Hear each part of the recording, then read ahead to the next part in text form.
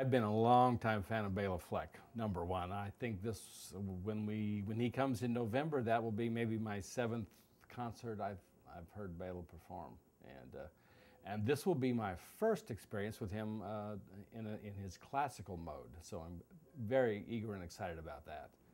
Brooklyn Rider is new to me, which is really cool because my being able to be part of this, invited to do these interviews with Butler has opened the door to groups like Brooklyn Rider, which I had not heard until I was discovered and asked to expand on it.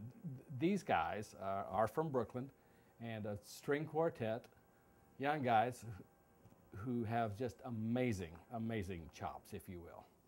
And they do a little different approach. They're very energetic. They mostly stand up and play when they're doing their own thing, and more in the Dave Matthews vein or John Mayer. They're up there rocking and rolling while they're playing. It's very energetic and very cool, and it's very non-classical in their classical approach, if you will. Musically, these guys are almost have no peers. I mean, they are. Béla is wow, moons away from everybody else in his 5-string banjo playing. He is just an incredible musician, incredible technician, and he has no peers. He just doesn't. I can't say enough about how marvelous this musician is, and everyone should come and hear this concert for no other reason than to hear this man play 5-string banjo. Absolutely a must to hear.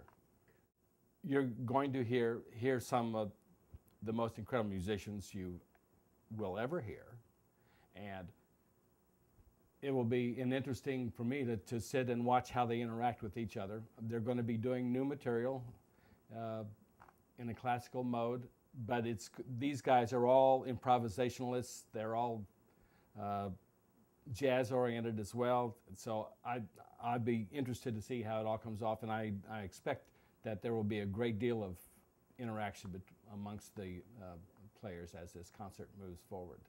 That's a tough question, James. I mean, they're going to hear the banjo in a probably generally softer, more melodic. That's not fair.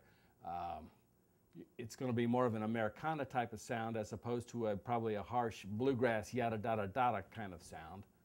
I think you're going to hear that. You're going to hear the beautiful tone of a banjo coming through with this string quartet behind them. I think that will be really key for me anyway, to hear that combination and to hear him play beautiful stuff, just lyrical, beautiful stuff. That's what I expect. So. I fell in love with the banjo when I was a little kid, seeing the Beverly Hillbillies TV show, and then I took the banjo as a cause, you know, and it seemed like it kind of got pigeonholed and seen as a southern white instrument only, and only usable for folk music and bluegrass type stuff.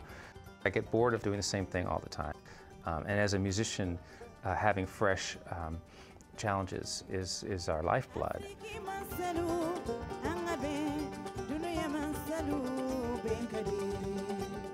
I really wanted to write a banjo concerto. That was a big thing for me, and it went well enough for Deutsche Grammophon to be interested in putting the record out.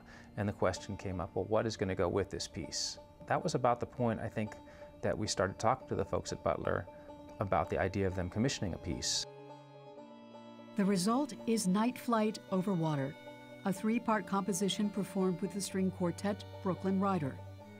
Béla Fleck has a long history of performing at Clues Hall, so what better collaboration than a piece commissioned for the Clues 50th anniversary celebration? When you find a place like Clues where the people are really into the arts and they're coming at it from a different point of view, sometimes you can build a long-term friendship or relationship.